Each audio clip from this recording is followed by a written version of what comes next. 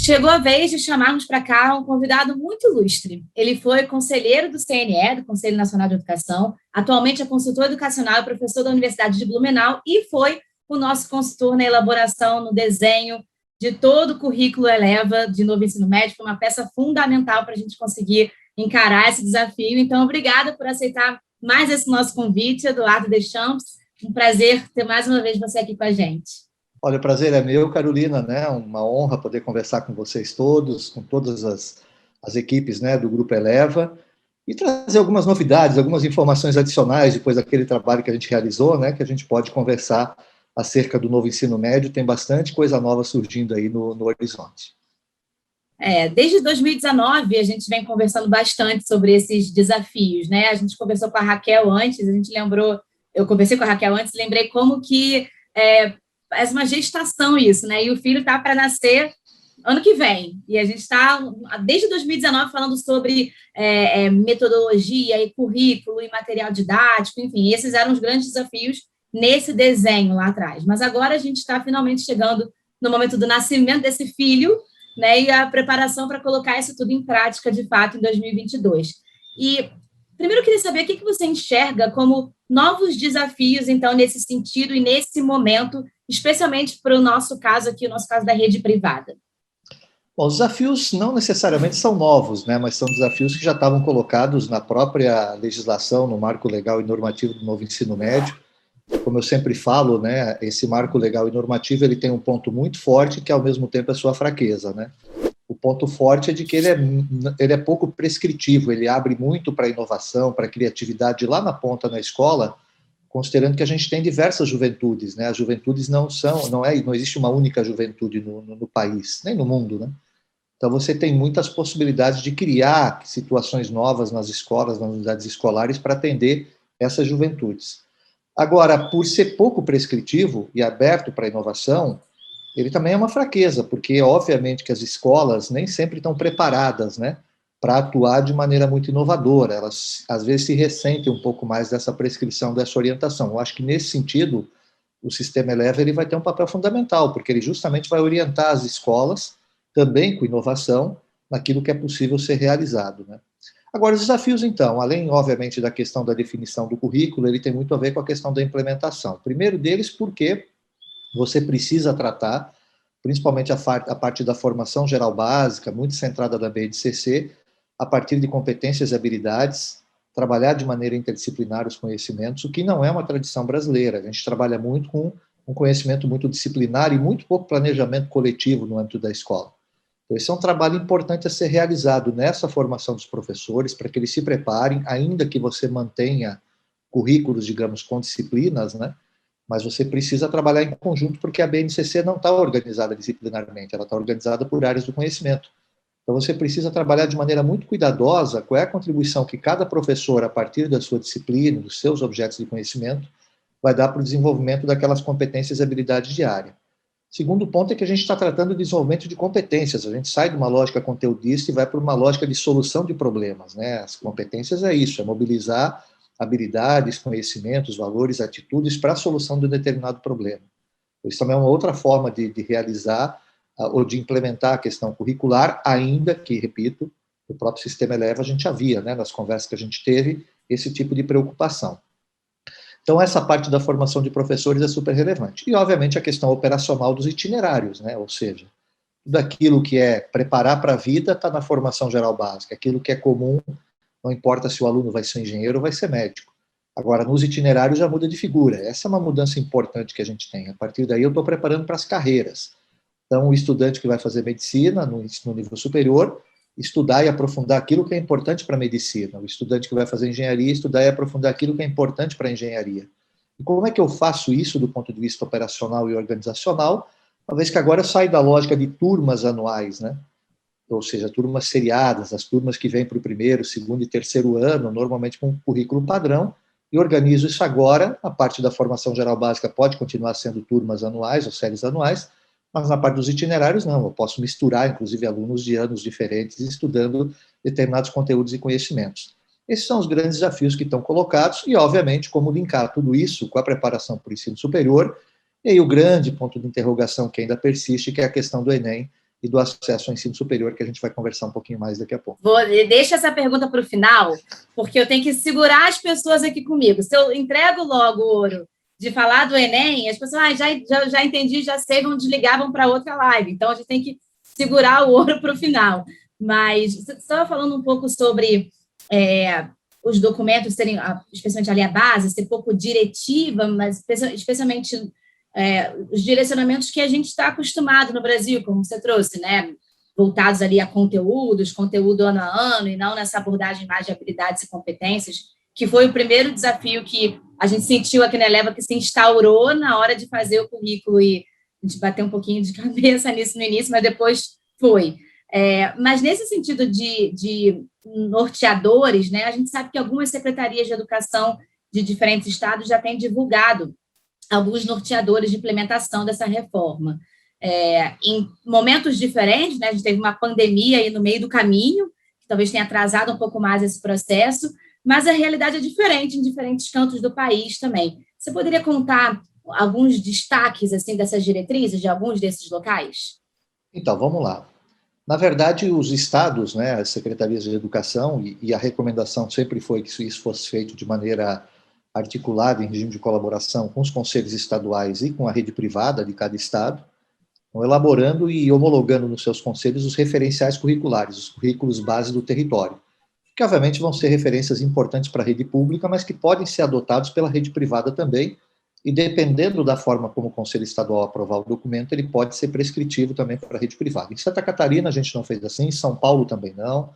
São dois estados que já têm os seus currículos homologados, o currículo paulista em São Paulo, aqui em Santa Catarina, o currículo base do território catarinense do ensino médio, onde você, na verdade, elaborou um grande documento de referencial curricular, tratando vários itens, como formação geral básica, sobre organização de itinerários, em Santa Catarina, inclusive com matriz curricular, de referência, apenas apresentando, que podem ou não ser adotadas pela rede privada, pelas escolas da rede privada.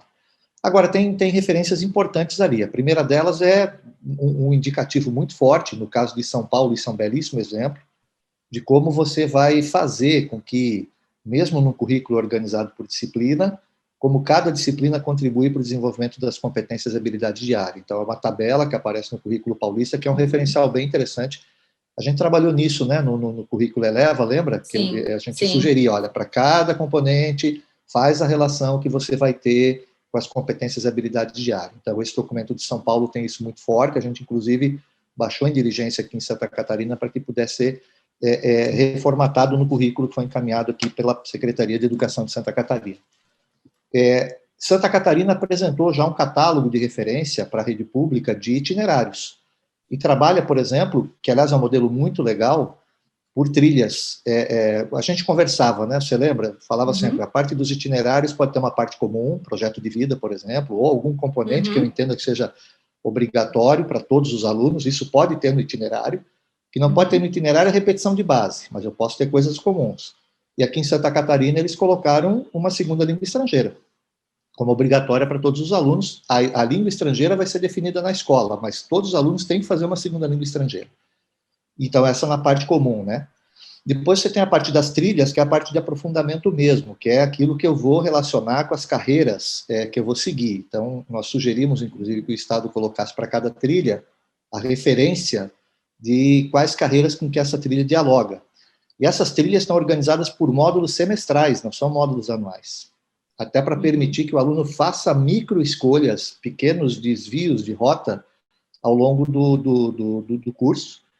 E, finalmente, a parte das eletivas, que é bem mais aberta, né? Não precisa dialogar necessariamente com a trilha, para que os alunos possam escolher. Então, cada um desses itens tem um caderno específico, por exemplo, do currículo de Santa Catarina. Eu sei que São Paulo também está fazendo esse desenho.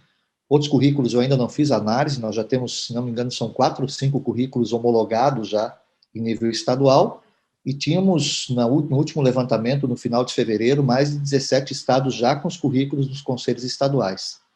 E tínhamos só 4 estados que ainda estavam presos, ainda não tinham finalizado ou colocado em consulta pública os documentos. Então, até metade do ano, pelo que eu tenho conversado com os conselhos estaduais, deve estar tudo definido. Mas, então, as principais inovações são essas, né? Deixar muito claro como vai trabalhar de maneira interdisciplinar na formação geral básica e a relação com a base, E a parte dos itinerários, aí tem várias experiências, né? Trilhas mais curtas, trilhas mais fechadas, a parte comum com alguma obrigatoriedade, a parte das eletivas, isso vai de acordo com o desenho de cada rede, de cada sistema. E, obviamente, que os próprios currículos já começam a apontar como você vai tratar a norma estadual de Santa Catarina, que aqui nós já temos uma norma global aprovada no final do ano passado para orientar a implementação do novo ensino médio, que trata de aproveitamento de estudos, transferência, mobilidade, parcerias, EAD, notório saber, todos tópicos importantes para serem definidos por norma. Cada estado está fazendo essa definição. Aqui em Santa Catarina nós já temos todas essas normas aprovadas. É importante a gente tocar nesse assunto, né? Porque algumas escolas têm me perguntado muito sobre isso, né? Enfim, como é que eu vou dialogar? O currículo eleva o material didático que eu estou recebendo com o currículo do meu estado. Então, é importante cada escola, dependendo do seu estado, ter esse ponto de atenção, né? Se o currículo que o estado, que a Secretaria de Educação divulgou, se esse currículo ele é diretivo, ou se ele é uma orientação para as escolas privadas, ou se tem uma parte que seja obrigatória para as escolas privadas, isso, entendo, então, que pode ser diferente, dependendo da secretaria, a escola tem que ter esse ponto de atenção, né? Mas existem muitos outros pontos de atenção, quase que burocráticos, ali de quantidade de horas e números de itinerários oferecidos, que a escola precisa atentar para conseguir cumprir as regras e não cometer nenhum deslize. Se você pudesse listar quais são os principais pontos de atenção para a escola falar, bom, estou pronta aqui para oferecer esse ensino médio em 2022, cumprindo as regras, que pontos de atenção seriam esses? Então, tem um guia muito legal, eu até vou mandar para ti depois, se tu quiseres disponibilizar para as escolas. Quero, com certeza. Guia... Tudo que você me manda, eu quero. Tudo que você fala, vou te mandar tudo, isso eu sempre quero. Foi um guia elaborado pelo Fórum Nacional dos Conselhos Estaduais de Educação, com apoio do Movimento pela Base. Eu, inclusive, ajudei a elaborar esse guia, que é para exatamente orientar os conselhos estaduais sobre a análise dos currículos de referência de cada estado, e ali está listado os itens que são obrigatórios por lei ou por norma que precisam estar no currículo. E, por tabela, se são obrigatórios para o currículo de referência do estado, são obrigatórios também para os currículos das escolas particulares, tá?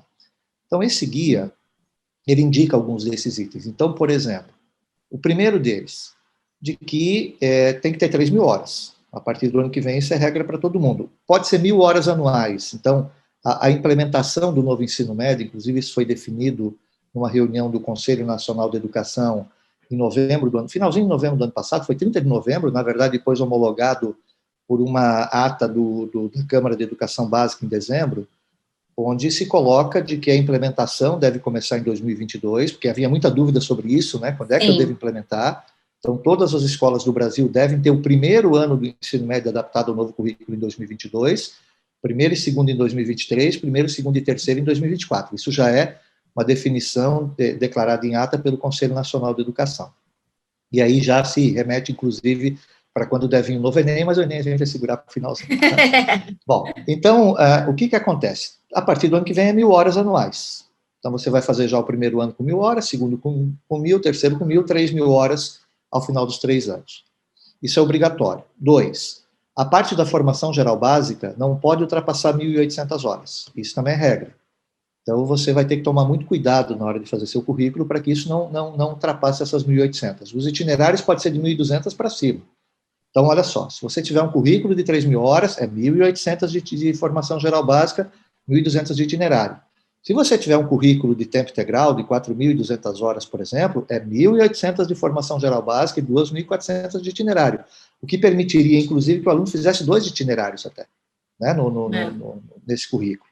Então, ter esse olhar de que essa carga horária é importante. Terceiro item, obrigatoriamente, os conhecimentos da parte da formação geral básica devem ser tratados de maneira interdisciplinar, porque é a tese da base, a base está por área, então não adianta eu trabalhar apenas disciplinarmente.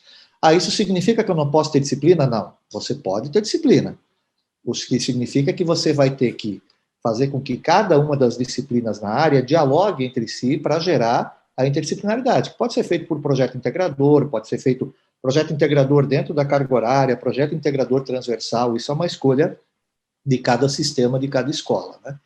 Depois você tem vários outros itens, se você tiver itinerário técnico profissionalizante, a obrigatoriedade de atender o CBO, que é a Classificação Brasileira de Ocupações, ou o Catálogo Nacional de Cursos Técnicos, só para dar um exemplo. Então, se não me engano, são 8 itens obrigatórios que você vai ter que atender. Então, isso a gente orientou os conselhos estaduais para olharem nos currículos de referência, e, obviamente, isso vale também para as redes privadas, né?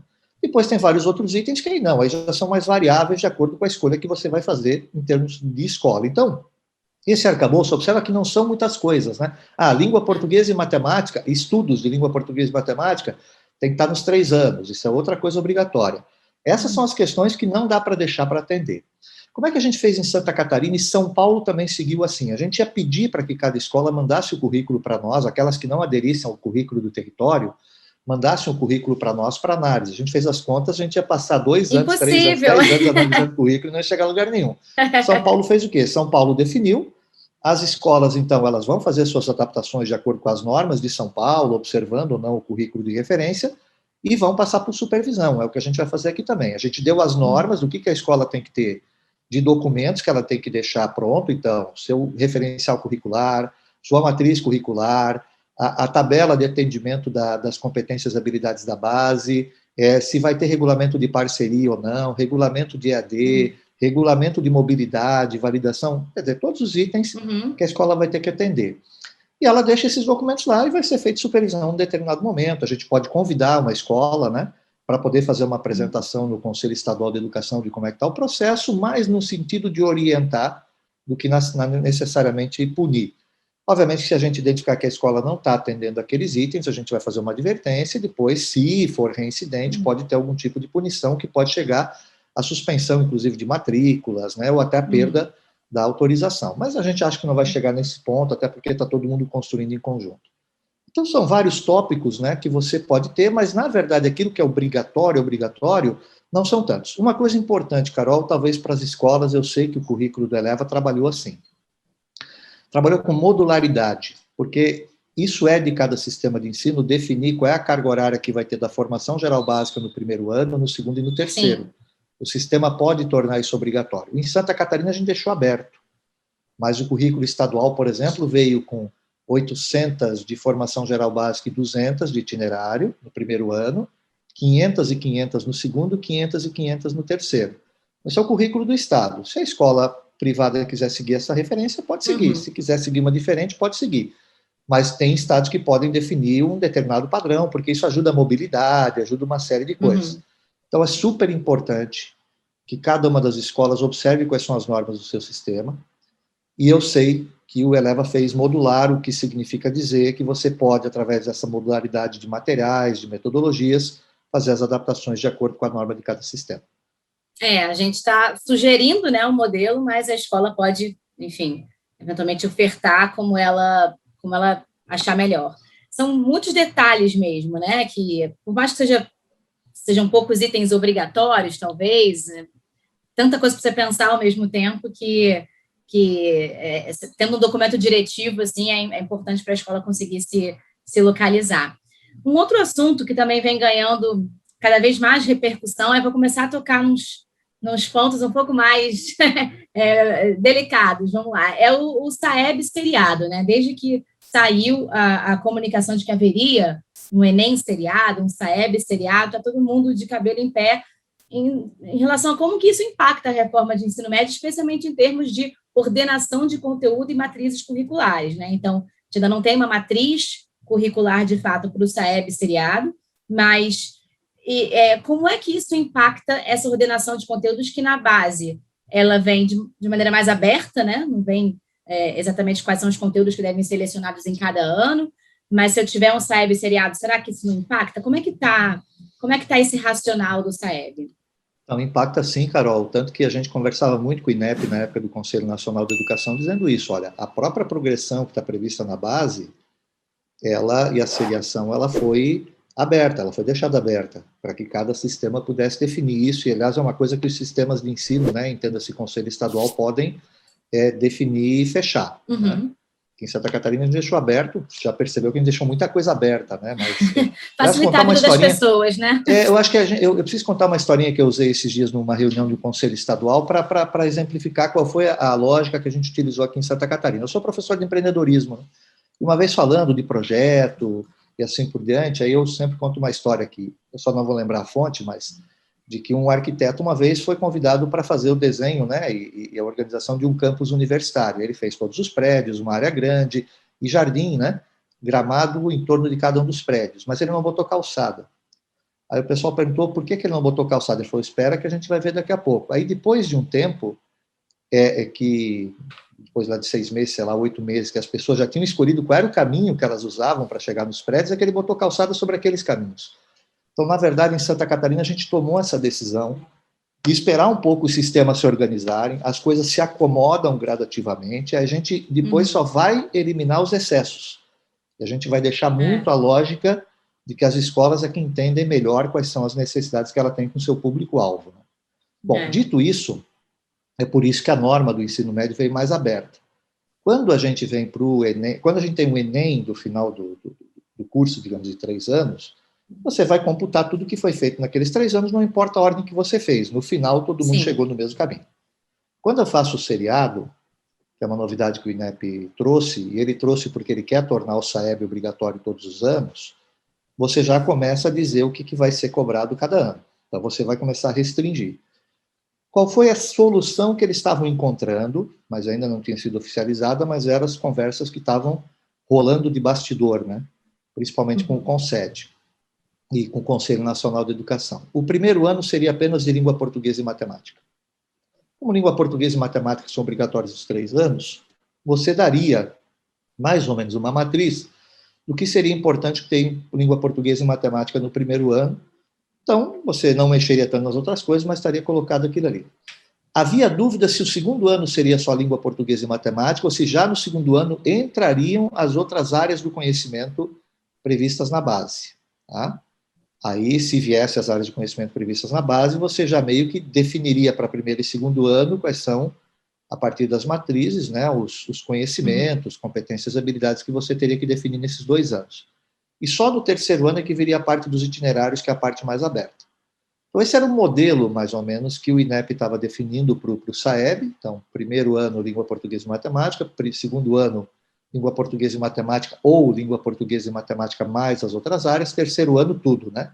Desde língua portuguesa e matemática, outras áreas e a parte dos itinerários.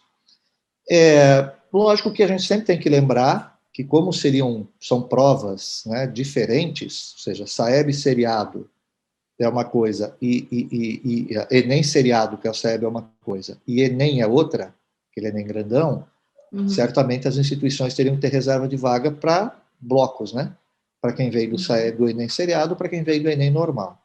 Agora, a última informação que a gente teve é que corre risco de não ser... Estava previsto para fazer esse ano, eles iam começar a fazer esse ano, no primeiro ano, já aplicando digital, por isso que eles tinham testado no Enem referente ao ano passado, que foi feito esse ano, a questão do Enem digital, mas aparentemente o MEC, por conta da pandemia, talvez dê um freio de arrumação nesse processo e não comece esse ano. Então, há se acompanhar quais são os movimentos que o MEC vai fazer, porque corre-se o risco de eventualmente não ter o SAEB esse ano, que inviabilizaria, então, o Enem seriado. Vamos acompanhar isso, mas à medida que o MEC ou o INEP apresentar as matrizes, certamente vai poder servir de uma referência importante para as escolas esse desenho que elas vão fazer em termos de currículo. Estamos esperando ansiosamente essas matrizes. Eu te confesso que toda semana, mais de uma vez por semana, a gente entra lá no site do INEP para ver se tem alguma matriz, para justamente conseguir pegar e comparar com o nosso currículo. Eu imagino que em muitas disciplinas, posso estar errada, tá? Mas em muitas disciplinas existe uma ordenação que é meio lógica, né? De conteúdos ou mesmo de objetos de conhecimento, justamente para a construção das competências e habilidades. Então, acho difícil, pelo menos na parte básica, fugir muito de uma ordenação que seja mais lógica ali. Mas não sei, né? Então, temos que esperar essas matrizes. Você tem razão, que tem um pouco dessa questão lógica. O que acontece, né? Talvez em relação à mudança? A ruptura é menor do que pode parecer no primeiro momento. A grande mudança é a seguinte, não é necessariamente na ordem que você vai dar.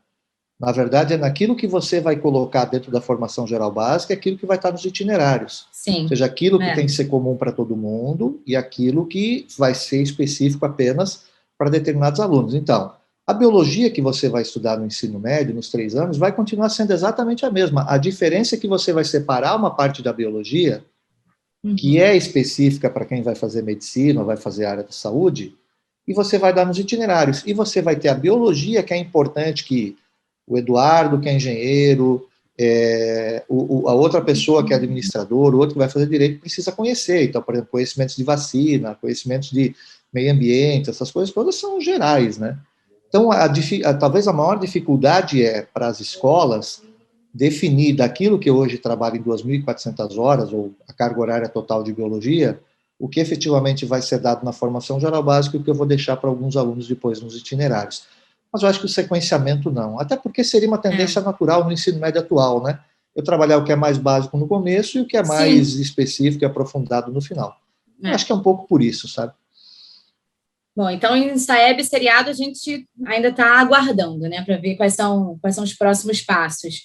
Mas eu deixei para o final, como a gente mencionou, deixei para o final a pergunta, talvez, que acho que todo mundo quer saber de tudo isso que a gente falou até agora, mas tem algo que está realmente, que todo mundo me pergunta o tempo inteiro, é sobre o Enem, né? Quando é que o Enem vai mudar? E até agora, o que a gente sabe sobre esse novíssimo Enem, que é o que tudo indica, ele vai acontecer em 2024, né? Com o primeiro ano de ensino médio, de fato, acontecendo em 2022, ele começa a acontecer em 2024, que ele supostamente teria um dia ali de formação geral básica e um dia voltado para os itinerários, mas isso é o que a gente sabe até agora, né? Só que na ausência de uma matriz curricular, de fato, como é que as escolas podem se preparar da melhor forma possível para esse Enem?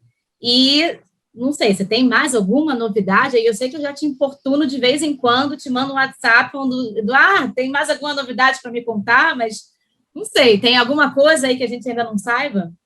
Olha, assim, novidade oficial não, né? Mas eu posso te falar basicamente o que tem sido muito discutido e trazer algumas ideias novas, talvez, para ajudar o pessoal acerca desse assunto, né? Primeiro que a gente não fala em dias, tá, Carol? A gente fala em etapas. O novo Enem vai ter 2 etapas. E por que a gente não falou lá no Conselho Nacional em dias? Porque, na verdade, para colocar esse novo Enem no ar, é super importante que ele possa ser digital. Para a gente sair da lógica de provas presenciais. Por isso que ele vinha dia específico, né? Exatamente. Por isso que ele vinha numa lógica de você fazer gradativamente essas mudanças. Então, o MEC ia fazendo a implementação INEP do Enem digital, depois, na medida que você crescesse com isso, você poder ter o Enem todo digital, que vai ajudar muito na segunda etapa, não necessariamente na primeira, e já vou te explicar. A primeira etapa, o que discutia-se muito lá no CNE, junto com o INEP, é que a primeira etapa é a etapa de avaliação da formação geral básica, que tem todo o seu desenvolvimento centrado em competências, habilidades e interdisciplinaridade. Então, a ideia, só para dar um referencial, é que o Enem da primeira etapa fosse uma prova única para todos os alunos, muito semelhante ao Enem de 2009, que seria uma prova de 60 questões, todas elas interdisciplinares, não mais distribuídas por área, focado em solução de problema, como é, por exemplo, o PISA. Né? Então, estou lembrando que eu fiz esse Enem lá em 2004. Muito com bem. 60 questões. Não vamos comentar muito para a gente não entregar a idade demais. A idade, aí, né? É verdade. Exatamente. Bom, vamos lá. A segunda etapa, eu vou fazer um exercício com vocês só para explicar qual é o conceito. Porque a segunda etapa, a ideia é que o aluno ele escolha as provas de acordo com o curso superior que ele vai seguir. Ele não vai escolher de acordo com o itinerário que ele cumpriu? Bom, a nossa expectativa é que o aluno, ao escolher os itinerários ou a trajetória dele na parte dos itinerários na escola, essa trajetória esteja dialogando com os cursos que ele quer fazer pós-ensino médio, né? Se ele quiser já sair com diploma técnico, ele já sai com diploma técnico, já faz a escolha da carreira ali. Mas se ele vai para a carreira superior, que os itinerários propedêuticos, digamos assim, dialoguem com as carreiras superiores. Tanto que a gente recomenda, né? Fiz a recomendação para vocês, cada vez que definir o itinerário, coloca lá com que cursos ou com que áreas de cursos superiores esse itinerário dialoga, né? Se é com saúde, se é com engenharia, se é com sociais aplicadas, se é com humanas, e assim por diante. Então, a ideia é que o aluno escolha as provas da segunda etapa de acordo com as carreiras que ele vai seguir, que a gente espera que tenha diálogo com os itinerários, mas não precisa, não é obrigatório. Tá? Bom, como é que funciona hoje? Hoje funciona assim o Enem. Os alunos vão lá e fazem 4 provas iguais, mais a redação. Ele faz uma prova de linguagens, uma prova de matemática, uma prova de ciências da natureza e uma prova de ciências humanas, correto? A prova é igual. Só que na hora de contar para entrar na universidade, a contagem não é igual, porque o SISU, cada universidade dá um peso diferente para essas provas, correto? Então, se eu Sim. quero, por exemplo, um aluno para a área de engenharia, eu vou dar peso maior para a prova de matemática e para a prova de ciências da natureza, só para dar um exemplo. Então, na verdade, hoje, de certa maneira, já aconteceria isso, só que como a prova é igual, a gente dá tudo igual para todo mundo. A tese é que eu vá ter provas na segunda etapa, que o aluno vai escolher de acordo com os cursos que ele vai fazer. Vamos supor que eu continue mantendo 4 provas diárias. Mas em vez do aluno que vai fazer engenharia fazer as 4 provas, ele vai fazer só a prova que a universidade dele diz que precisa, de ciências da natureza e de matemática. Se ele vai fazer, por exemplo, medicina, ele vai fazer de ciências da natureza e provavelmente ciências humanas, ou faz 3 dessas provas, de acordo com o que a universidade falar. Então, essas provas poderiam ser organizadas por área, poderiam ser organizadas por disciplina, poderiam ser organizadas de várias maneiras. É mais ou menos como é o vestibular da Unicamp, né? Que a primeira etapa ela é igual para todo mundo e a segunda etapa é vocacionado. O aluno faz provas de acordo com os cursos que ele vai fazer. É isso. Esse vai ser o novo desenho do Enem. Agora, obviamente, que quando vier a matriz, vai ser legal para definir os conhecimentos que eu preciso trabalhar com os meus alunos, porque competência é desenvolvida a partir de habilidades, conhecimentos e valores. Sim. Então, os conhecimentos que eu preciso desenvolver com os meus alunos, com os quais eu vou trabalhar dentro dos meus itinerários. Então, o itinerário que você fez lá do Super Exatas, não sei se permaneceu com esse nome, Sim, permaneceu. ele claramente é o itinerário focado para engenharia, para matemática, eventualmente para economia, né, que tem muito de matemática no circuito e assim por diante. Então, você vai olhar, digamos, para a matriz do Enem e vai ver quais são os conhecimentos de matemática, de física, de química, que são importantes você trabalhar para desenvolver com o aluno naquele itinerário. Vai ter a parte da formação geral básica e vai ter a parte dos itinerários mais claras. Isso não significa dizer que você precisa organizar os itinerários de uma maneira só. Você vai poder fazer vários arranjos de itinerários, mas que vão dialogar com certos conhecimentos com os quais você vai aprofundar nessa parte ali. Então, a discussão está muito centrada nisso. Há uma comissão no Conselho Nacional de Educação para tratar especificamente disso, sob a presidência da conselheira Maria Helena, que foi presidente do INEP, hoje é presidente do próprio Conselho Nacional de Educação, e no diálogo que já vinha sendo feito com os técnicos do INEP para poder fazer esse desenho dessa segunda etapa. Então, o que eu diria para você, Carol, para quem está organizando esse processo agora? O olhar é o seguinte: tente verificar, das matrizes atuais do Enem, aquilo que você entende que é super importante todo mundo ter, que você vai colocar na formação geral básica, e aquilo que você acha mais específico, você vai lançar dos seus itinerários como uma primeira aproximação. Depois, à medida que as matrizes vierem, aí você vai fazendo os ajustes em termos de itinerários acerca desses assuntos, né? Mas sempre dialogando ali com as trilhas de aprofundamento. Essa é a parte mais importante. É ali que eu vou fazer a preparação efetivamente para o Enem, para os meus alunos. E aí tem várias formas de você organizar os itinerários para poder fazer esse atendimento. Então, voltando, ao invés de todo mundo fazer a mesma prova, e depois eu contar só aquilo que mais interessa para o meu curso superior, a partir de agora o aluno já escolheria as provas que ele vai fazer de acordo com o curso superior que ele pretende cursar ali na frente.